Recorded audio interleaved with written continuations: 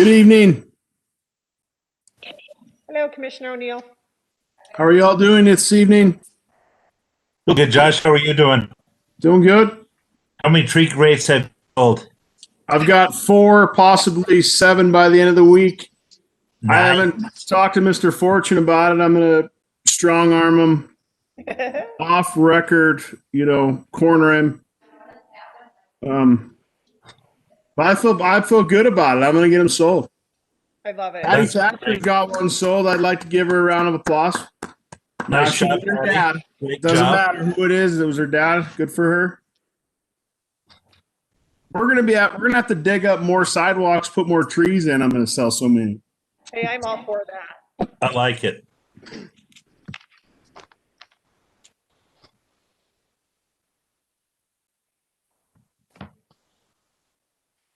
Good evening, Joe. How are you? Good. How's everybody doing? Real well, thank you. I feel like this is the first time my dress actually matches my digital background. Unfortunately, that's not my house or my office. I can't even tell that you're wearing a dress. I will not be standing up, Commissioner Shea. Come on. Just turn off the camera beforehand. Yeah, no belly shots. All right, so it looks like everybody is on. Do you know if Julie was going to jump on, Joe? Did she say? She did not. I would assume she's gonna, but I'm not sure. All right, well, I will go ahead and call the meeting to order since all the committee members are present. Oh. That's okay. Kathy told me we need to wait for a second just to get the live stream going. All right. Ready? All right. I know everybody's excited to hear from Joe, all the exciting things that are going on in Butte. So Joe, the floor is yours.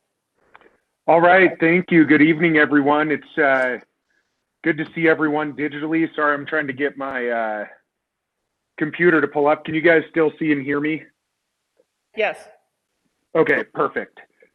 I can't see everyone right this second, so I'm bouncing between my report and the actual screen. So if you're raising a hand and have a question for me, just feel free to holler.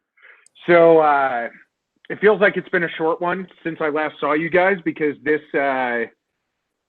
month is a perfect square with a first on a Monday, and yeah, it's only been a couple weeks. Overall, things have still been going really well, especially on the recruitment and kind of overarching side of the economy. We're definitely still seeing lots of people interested in town as a result of leaving more expensive areas, understanding fully that Butte's safer when it comes to the pandemic, and the cost of living that I can't remember if it was right before our last call or right after, but news came out that the median home price down the road in Bozeman $699,000, and that's obviously a component of some of our in-migration. Last year, for those of you that weren't on the ED subcommittee, Butte had the second highest net in-migration in Montana, which means folks within Montana's borders moving to other communities. And so we should be getting that same information here shortly. And I think I'd be surprised if we were lower than second, frankly, but definitely lots of folks moving in. One of the items that I did not put in my report actually is we have a new landscape architecture firm that's coming to town, a gentleman named Mark Garf out of Seattle. They're with a firm that is acronyms I can't remember off the top of my head. I'll share them via email with you guys, but they're kind of a bigger player in Washington. And what was exciting to me with the conversation we had with him is he talked his firm into opening an office in Montana. They had free range to choose any community they wanted, and he was very intentional about choosing Butte. And there was a couple of the factors. We were on the second call with him today. One of which we all know, he said the people, they've been traveling through Butte for a long time. He's got a cabin over in West Yellowstone. And he said every time he comes through town, when he talks to folks, everybody's nice, whether it's a waiter or someone at a hotel, gas station clerks, you name it. He identified really kind of the growth, and a lot of the things I've shared with you guys in terms of what we see coming. He definitely identified those things without us even bringing them up, which was good.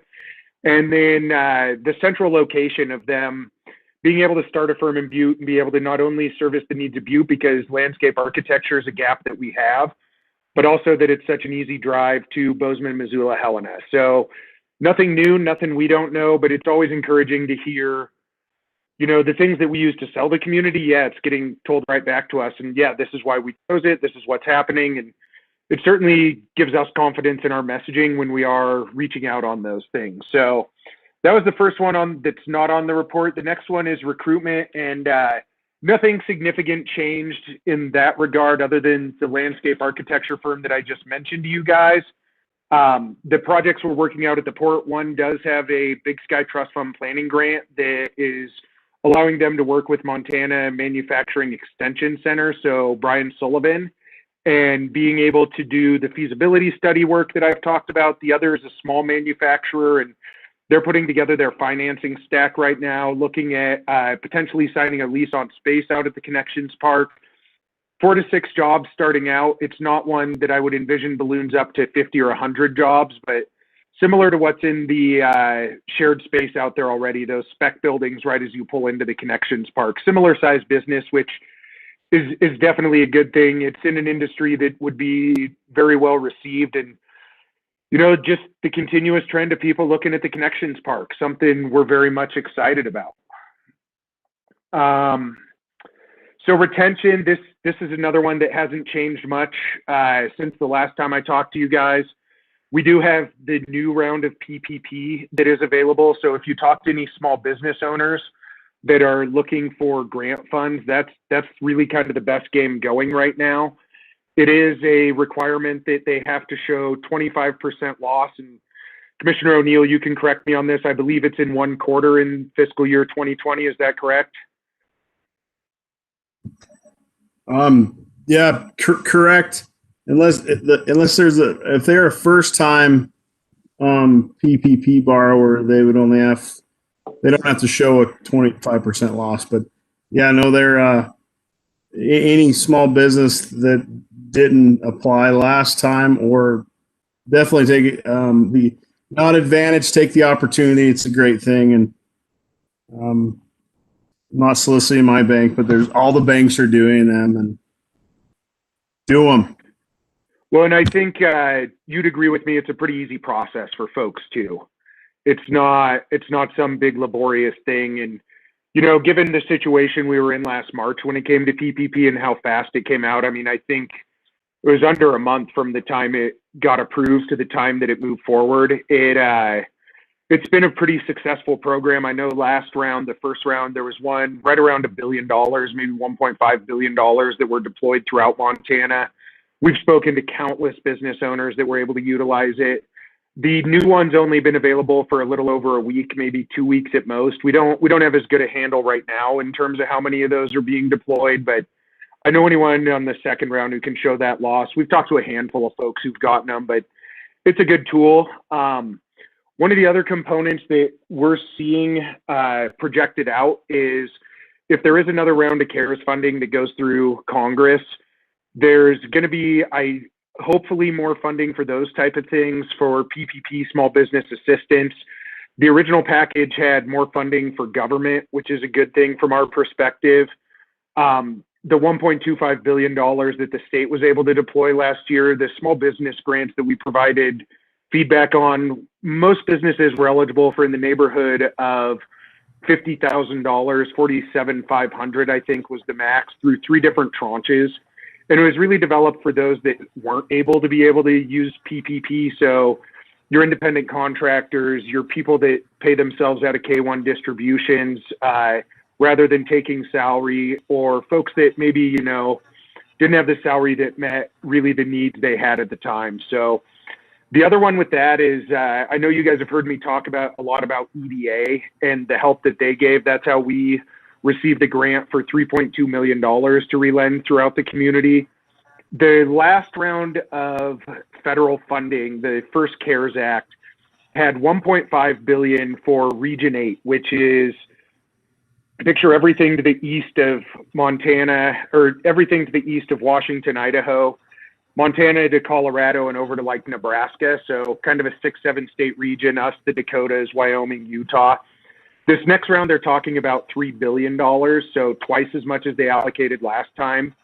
EDA is a really important funding partner for us, and so I don't know how it's going to shake out in terms of what they're going to do for programs. For both our organizations last time, it allowed for more staff capacity for Headwaters, the $3.2 million for us to loan out from the BLDC, an additional $500,000 for Headwaters for Butte in the region. And so I'm optimistic they'll have more programmatic things in it. We were able to provide some feedback to Senator Tester's office last week about some of the ideas we'd like to see it. And I know I shared with you guys before the project out at the port with the rail line. That's really one that was a true EDA project that wouldn't have happened at the level it did without their support. And at this point, those are some of the things I'm optimistic they'll invest in. And we certainly have more of those type of projects, whether it's uptown things or things out at the Connections Park to work on. And we'll do everything we can to get as much of that funding into town as we possibly can.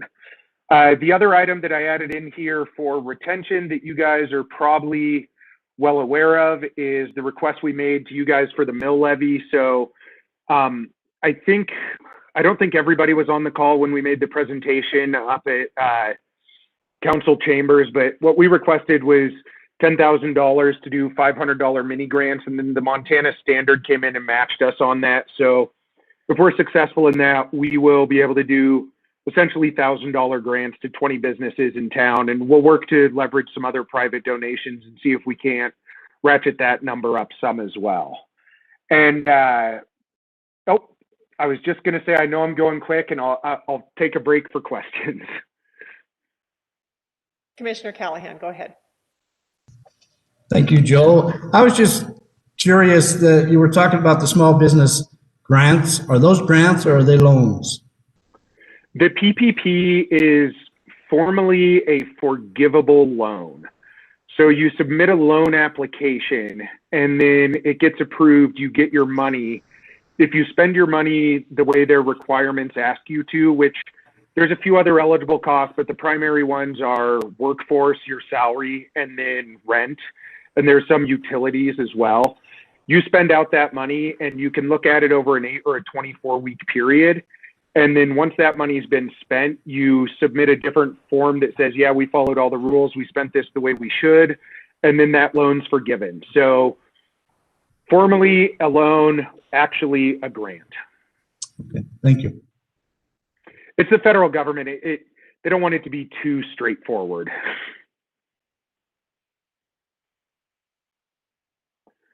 PPP, I've spoken to that one already.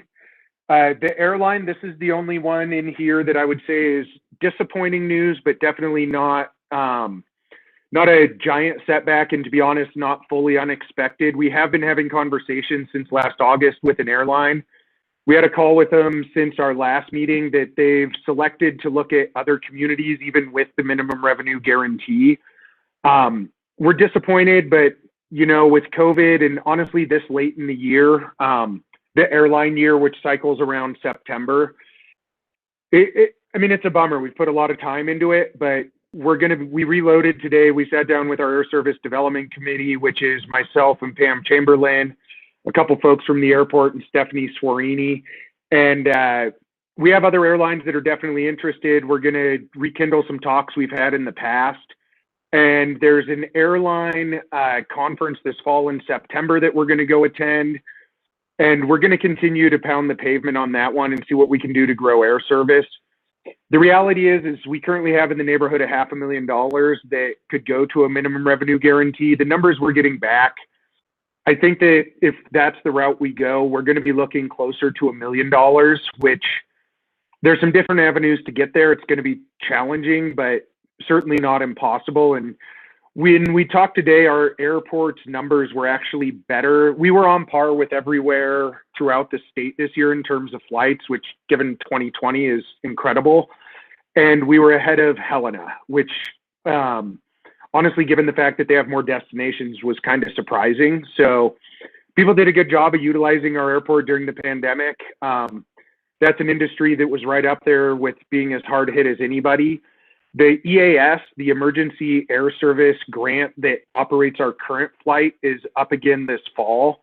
And we anticipate that there will be more than one airline applying for that. And so you probably remember 2 years ago when we went through that process and what that looked like in terms of multiple applications. And I would anticipate that being the case again. I don't know which airlines will put in for it, but it does seem to make sense that people definitely have that level of interest. Getting over the hump with the minimum revenue guarantee is going to take some work, but definitely not a project we're giving up on. I know that's one we talked about a lot. Do you guys have questions on that one in particular?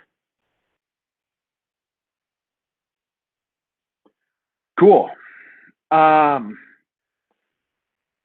Master Plan. So that's one we've been working on with our URA partners, the Uptown Master Plan Association, a consultant out of Colorado. I'm sure you've seen press on it. We've talked to news outlets. We've got a bunch of stuff on social. I would strongly encourage all of you guys to participate in that meeting when it comes up. We are going to have a meeting February 10th at noon and February 11th at 7 p.m. Both of the meetings are the exact same. We just want to give people the opportunity to participate. So we had the dual times. One of the biggest reasons is knowing all the Uptown business owners. Noon probably isn't a great time for them to join on. But that's going to be next week. We're excited about it. The consultant definitely has some good ideas already. This is really just the kickoff to share how the project works, what they're going to be looking to assess, kind of what their initial impression of Uptown is. And there will be an opportunity for feedback in it. But we all know what an asset Uptown is. We all know the level of interest. I mean, there's been countless buildings that have been sold just this year in Uptown. And being able to have that plan is going to help make sure that there's a good, strong path forward so that we're taking advantage of the good assets that we have in Uptown. There's potential to change if there's areas we need to improve on. I know one, and excuse me for 1 second here. I know one that I'm excited to see is more available public space. So being able to have green space, trees, things like that. Are you guys able to hear me still? Okay, it tagged me that I'm having network problems, so who knows. But I mean, to me, it's simple things like park benches. I know being able to go eat outside in the summer months, things like that are things we're really excited about. Walkability and being able to invest in that type of infrastructure that's going to make Uptown even more attractive to new businesses.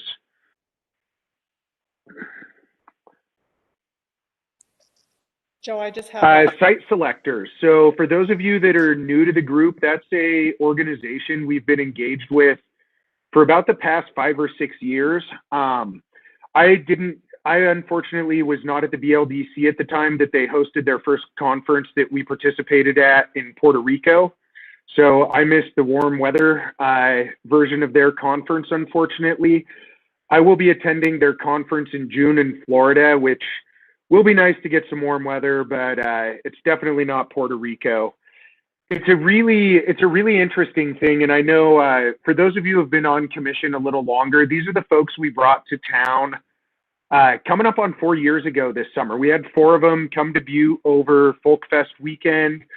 We hosted them for dinners. We showed them the port. We showed them literally everything. They actually shared with us that it was one of the more intense schedules they've ever had. And honestly, it was a pretty significant expense to get them here. It was about $20,000 for 2.5 days. And so we definitely got our money's worth out of them. The big thing with the site selectors is being able to facilitate those relationships. Going to their actual conference is a very affordable way to make sure we're on their radar. And the approach that we've taken is really kind of ramped up at the beginning to be able to make sure that they do know Butte exists and that we're here, that we have opportunities. Because at these conferences, it's a national thing. And so when we go to them, we're very much on the small end of communities that are engaged with them. Even within Montana, Billings is engaged with them in Great Falls, but those are the only other 2 communities in our state that participate. And it is it's building that relationship so that when deals come to them, they say, oh yeah, we know Butte. We know that they have a industrial park that has the only freeway interchange in Montana, 2 Class 1 railroads, a TIF district to support projects, and basically all the things I share with you guys. Last year we went in March to Atlanta right at the beginning. Like I honestly flew home from it, and we were shut down. And so we haven't been able to participate with them as much. Kristen Rosa is at their spring conference in, I want to say Dallas, somewhere in Texas right now. And so it's been one where we really collaborate with the city to participate. So between our 2 organizations, one of us is at all of their events and just making sure we're out there. The interesting thing with me for it is just how much money some other states throw around at projects. I mean, Montana's not an incentive-based state when it comes to recruiting businesses here. And we were on a call today with the new director of the Department of Commerce, and some of those, I'm sorry, hang on one second.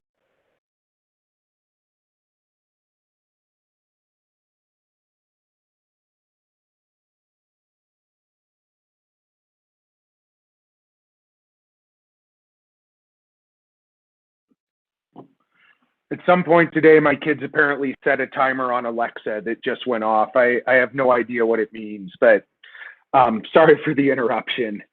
So yeah, being able to get them more involved, more understanding of what's going on. The push we made at the beginning, we sent 5 of us to one of their conferences. We sponsored to participate at the level of some of these other states. We just don't have the resources. We don't have the resources in Montana to compete that way. But we have gotten some leads from them in the past. This year has definitely been slow with them because we haven't been able to see them, and they haven't been nearly as active either. And obviously with the pandemic, companies just aren't moving around like they once were. But we're excited to be able to get back in front of them and renew that engagement. Before I move on to the next one, do you guys have questions about site selectors? Commissioner Anderson, go ahead. You mentioned companies haven't been moving around with the pandemic. It seems that an awful lot of people have been moving because of the pandemic. Do you or the site selectors or anybody that you've been talking to forecast more businesses or more companies moving to the state to follow the influx of people who have moved over here the last few months, this past year? Commissioner Anderson, that's going to be one of the trends we're tracking a lot. And it's going to be I think one of the most interesting things, particularly for us, is it's apparent there's people moving to town. We also know there's a lot of telecommuters moving to town. The telecommuters, I would give anything to be able to track and say, yeah, we have, 35 new residents that are working out of state or out of town and are telecommuting. The trends we saw prior to the pandemic were businesses were going to where the people are. If you look back 20, 30 years ago, it was the influx of that, or inverse of that, where a business would site somewhere, everybody would move there to where the new jobs were, they'd come to that community. The trends, certainly in the last 5 years, have been very much the reverse, where you have the people, the businesses are willing to go. That's why we invest time in workforce. That's why we invest time on our collaborations with the chamber to actually just recruit people. Looking forward to this year, I think it's definitely not going to change, where being able to have the people is going to be a key component of it. And so we haven't seen final census numbers yet. I'm excited to see that, see what our population has done over the last 10 years. I'm excited to see that net immigration. The non-scientific measures we can see is obviously our housing market. If you look on Zillow or any of the housing sites, available inventory is down significantly. And so that means people are coming in because it's not just people moving from one house in town to another.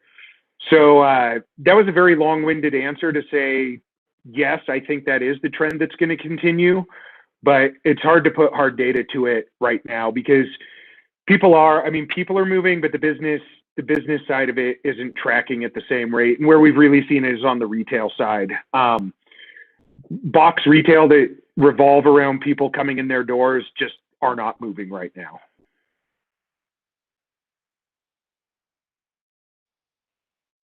Thank you. Legislative update. So it is the legislative session, and that's an area we participate in frequently.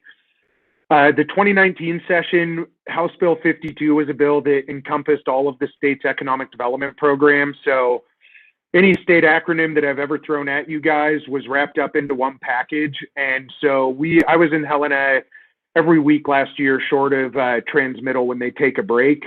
We're not at that level this year, which is nice. We have gone up twice in the last week. This Monday, we were up there to support the Department of Commerce, House Bill 2, which is the state's budget for all of our existing programs. So when you look at the BLDC and Headwaters holistically, that would be our Small Business Development Center. That would be our Certified Regional Development Center. That would be our micro loan program. It would be things like the Big Sky Trust Fund that we use for planning grants. It would be the Big Sky Trust Fund job creation and workforce training grants. So really a lot of this, honestly, all the state level tools, we show up for that one every year to just make sure Commerce has support from all the EDOs throughout the state. And then the one that really pertained to us locally was the one we went to last week, which was for the adoption of hydrogen energy into the state's policy for energy production. So obviously hydrogen production's cutting edge stuff. It wasn't written into the laws because it hasn't been a thing until now. And so we went up with Chief Executive Gallagher and Matt Vincent and Kristen and a few other folks to speak in favor of House Bill 170, which is to add that into law to make sure that hydrogen is included, as well as to set the tax rate on it, which was proposed at 1.5%. We've been having some conversations about it. It seems like it's going to move forward. I know they're definitely still talking about it. From my understanding, Governor Gianforte's in support of hydrogen energy for our state. So that was one that is really the beginning building blocks of the hydrogen project out at the Connections Park. So one that we were certainly proud to stand up in support of. We had a good showing. There was opposition to the bill, and the opposition was largely around the tax rate for it. All of our other clean energy throughout the state, so hydro power as well as wind, solar is taxed at 3%, not 1.5. This would have a lower tax rate. But other than that, there didn't appear to me to be too many other sticking points with that legislation. And then the other bill that we're definitely keeping an eye on and hasn't gone to committee yet is an increase to the Media Act. So the Media Act was passed in 2019, and it was a $10 million tax credit for the film industry to be able to promote films coming to town. And of course, everybody on the call knows that we did a great job this winter of being able to attract those projects to Butte. And it couldn't have came at a better time for our hotels and restaurants. It got heads in beds that otherwise weren't there. We don't have firm numbers yet from any of the tourism industries, but I would anticipate that coming up for exactly how many it did. But it was a great time for people to be able to use those businesses that otherwise were facing significant struggles.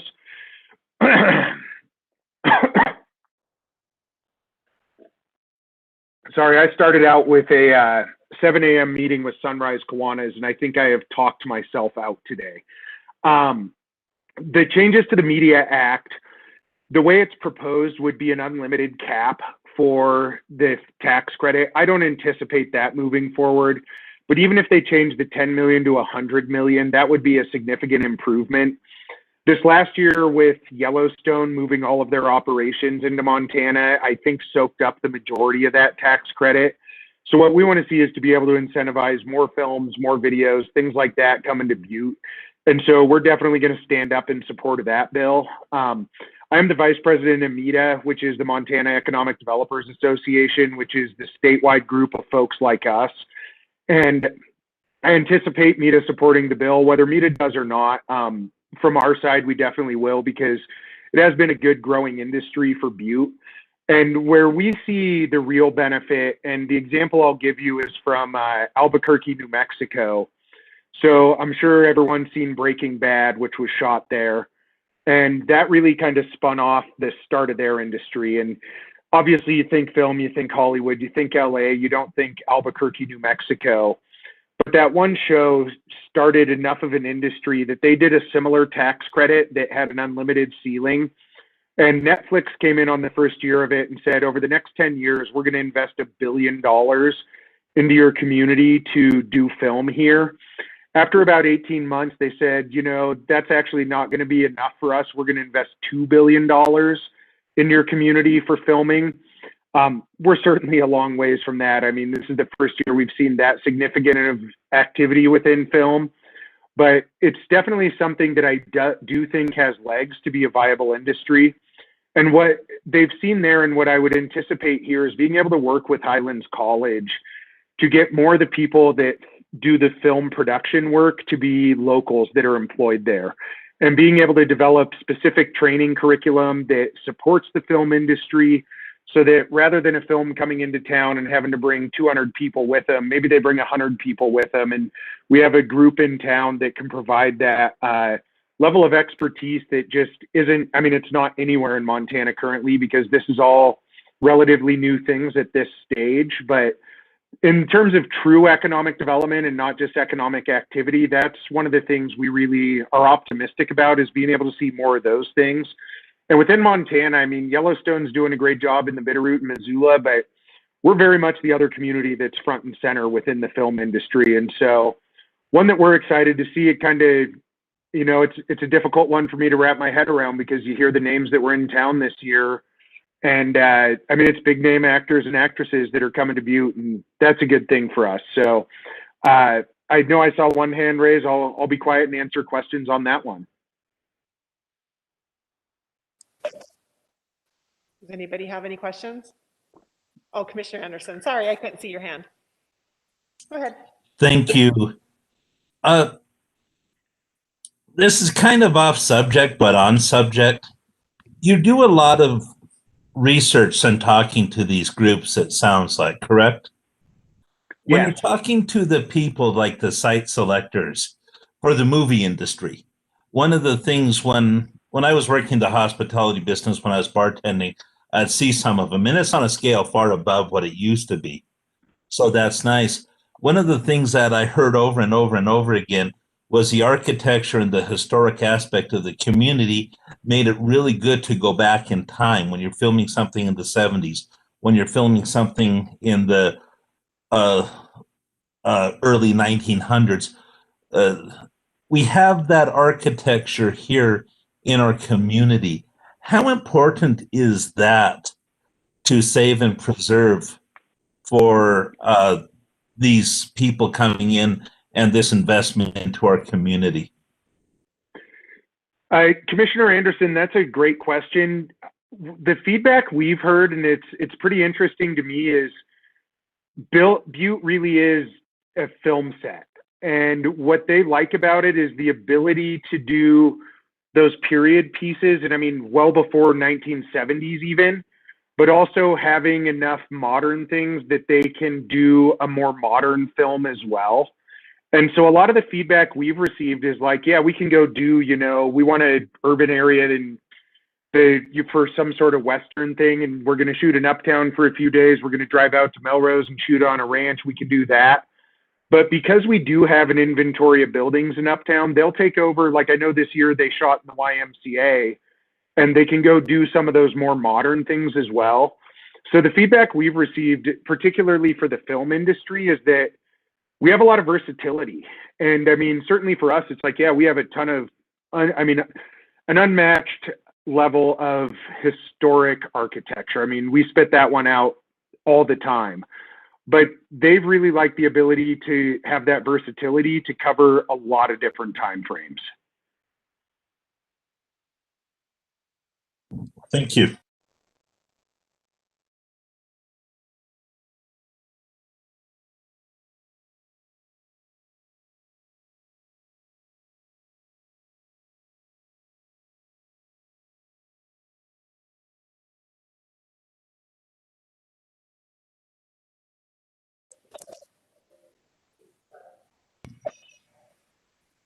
We'll give Joe just a second to take care of what he's got going there. I think he ran away. He didn't like my question. I think Thanks, Alexa, Joe.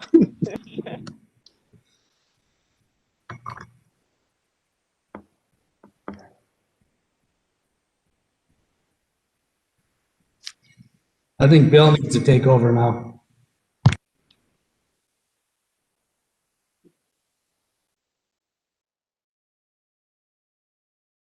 I was watching Groundhog's Day the other day, and I love the little bit at the end where Bill Murray's given the soliloquy on the and how it's going to be a dark, dark winter that never ends. I'm sorry, I have no idea what just happened on my end. Yeah, because now But Commissioner Anderson, yeah, they like the ability to shoot a bunch of different time periods throughout town, which is cool. And the big one for me is being able to see that longer term investment where we can start training people up to work in that industry. I think it's a fabulous use of that structure, and I think that we kind of really got lucky with that investment, and I foresee and I hope that we'll have quite a bit of money coming in from that investment and others following suit real soon. I'm certainly optimistic about it. Being able to get this bill through Helena would definitely help. That $10 million really is not much when you look at the scale of that industry. And hopefully if that goes up, we'll see even more people coming to town. The thing when the Media Act first passed in 2019, it got signed into law in a hurry. And honest to God, within a month, we started receiving calls on people looking for town. I've never seen legislation turn into tangible projects so quickly. I mean, it was overnight that we were starting to field calls on that. The last one I had, and then I had a couple more that weren't on the list here, is our work with the chamber. So you've probably seen Stephanie and I on TV. We've been doing a lot of advertising to promote shopping locally, as well as supporting our local restaurants and drinking establishments. Being able to make sure we get people in the doors, whether it's for takeout or sitting down to eat, is something that has been incredibly important. Those industries have really been struggling. We're going to be relaunching a PSA that we did last year with the chamber that promotes local shopping, and just continuing to remind folks that, yeah, we've got great options in town, and the next couple months are going to be really difficult for them, and now's the time to support them. If we can get through to folks having vaccines, then we're going to be in a lot better position. So there's going to be more of that stuff coming out. The other two items that aren't on my list here, one is the student business plan competition. We finally got everything ironed out with that. And Commissioner Mankins, I certainly appreciate your help on facilitating within the schools for that. But we raised $2,000 to participate with the state chamber for high school students to be able to submit to this contest. At the state level, they're eligible for prizes up to $10,000. There's just over $50,000 worth of prizes. And what we did locally, and it was a partnership between us, the chamber, Glacier Bank, Montana Precision Products, and Northwestern Energy, is we raised an additional $2,000. So any student in Butte that applies will be eligible for the state round, but they'll also be eligible for local prizes, which will be broken down into the top three. It came at us quick this year. We'll be better prepared for it next year, but we're optimistic we'll be able to get some good submissions. Commissioner Mankins helped get the message out for us. We've also talked to Chris Fisk, because in the past we've done a student competition for our annual dinner. And we honestly, the big thing for us is just getting more kids to understand that entrepreneurship is a viable career option. I mean, you look around town and there's countless small businesses that have been started by local folks, and just really getting that message out that, yeah, you know, college is great, trade school is great, going to work for someone else is great, but so is starting your own business. And it's a good way to get those things in. And I can't remember if I shared this at our last call or not, but at our annual dinner, it's the funnest part of our annual dinner for sure, is seeing the business. They write a 2-page essay, and having them share their stories. One we had a few years ago that I'll never forget was a bakery that was titled Jesus Crust, the Bread is Risen. And just seeing that level of creativity out of our high school kids, it's energizing, and it's obviously great for the future. The other one that I was going to share, and I was hoping that Julie would be on the call, and unfortunately I don't see her on, is the work that has been done with the co-op. So Julie's been spearheading that project for us, but they had their launch a few weeks ago. They surpassed their initial sign up for co-op members, which was 250. They did it in one day. I believe the final number they got was around 850 people that signed up, which is a commitment of money to look at doing a co-op in town. We obviously hear all the time about the need for a new grocery store and certainly the need for a grocery store in Uptown. And so we're excited to see that project move forward. It's certainly still super, super early. At this point, they have people that are committed, which allows them to register with the state as a co-op. And we understand the private business model very well. The co-op model is quite a bit different, but it's always cool to see the community stand up in support of something. They blasted past their goal and things to sign up. I apologize that she's not here to share that success with you guys, but if you see her or Chrissy Krakowski or Casey McConnell or the folks at NCAG, give them don't give them a high five because of COVID. Give them an air five because they did a great job at pushing that forward and they're on to the next step. So with that, and I should add, earlier today, Chief Executive Gallagher joined us for a new program we launched called Building Butte. It was an hour-long Zoom call. We had a great attendance. There was about 32 folks on the line. I'm very grateful to Chief Executive Gallagher for being our guinea pig. This is the first one we did. Basically, we just had a discussion about what's going on. With you guys that are involved in this committee, I don't think too much of it would be new news. But we just want to continue to get that message out because there's a ton of good things happening, and we want to make sure people know about them. And it's a good medium for it. I think it was well received from the calls and feedback that we got. We threw some fun questions in, and Chief Executive Gallagher shared a new one to me, which was we asked whether you would do ketchup or gravy on a pasty, and gravy on a hot pasty, ketchup on a cold one. That was new information to me. I always feel like that's a pretty firm dividing line, but I like the combination. So for our March one, we've reached out to Senator Tester. So we're optimistic that we'll be able to, I know we'll have one of him on one of them. I don't know that it will for sure be the March one. For our May one, which will be in the middle of Economic Development Week, we've reached out to Governor Gianforte. We're going to have one with Commissioner Shea to be able to talk about the work you guys do on the ED subcommittee. Karen, Kristen, Stephanie, folks from State Director at SBA, State Director at USDA. And if you guys have suggestions of people from the economic development world that you think it'd be interesting to hear an hour conversation with, please don't hesitate to reach out. It's a good informational session. It's fun. It's honestly, it's one of the things that with COVID, even if COVID went away tomorrow, we'd probably still continue to do because it works really well in the digital format. So that's what I've got for you guys for high level things. There's always more going on than I can pack into a report, but I also want to be cognizant of your guys' time and the fact that we only get a chat for an hour.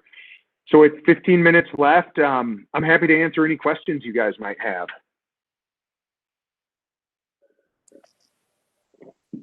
Do any of the committee members have any questions? Commissioner Callahan. Thanks, Madam Chair. Joe, I couldn't let you go tonight without asking, have you talked to Ray about practice? I need to just throw that in as the continuous line item in my report. And to be honest with you guys, we had a bunch of these between our BLDC board, our Headwaters board, and this. I can't remember what I shared with you guys last time. I have spoken to him within the last couple weeks. Things are definitely moving along. He's made some changes to his team in terms of who's helping him with the new market tax credit financing. That's really the big linchpin for him, is getting that knocked down, which triggers the traditional financing, some of the opportunity zone things. It's definitely kind of a holding pattern, waiting for the financing to be complete. I know he's reached out to opportunity zone funds throughout the country. I can assure you that we are going to celebrate the day that we can sit there and cut a ribbon on the project. Unfortunately, we're not there yet, but it's also definitely making progress and moving forward. And since I truly cannot remember if I talked to him right, I think it was actually right after our last call, because I remember calling him the day of, trying to track him down. I'll be sure to have a fresh update for our March meeting. Thank you. Commissioner Anderson.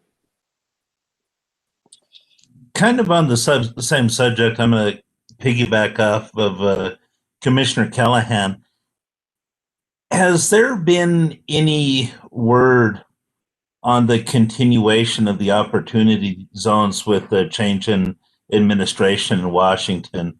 I know that's something that was championed by the Trump administration. I was just wondering if that's going to be continued, or if we have any information on that. The Opportunity Zone program itself is a 10-year program. I don't think they're going to do away with it. The longer you go into that time frame, the less incentive that you're able to capitalize on. I do know from conversations I've had, it's not the most popular program within the new administration, which isn't surprising given it's a new administration, but the opportunity to invest in it currently, I would expect, is not going to change. Thank you.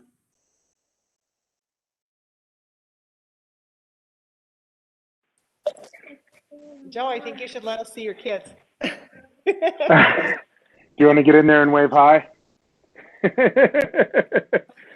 I bribed them with takeout for dinner, with cookies from Mick and Goldie's, and a TV show. And 45 minutes is apparently the cap.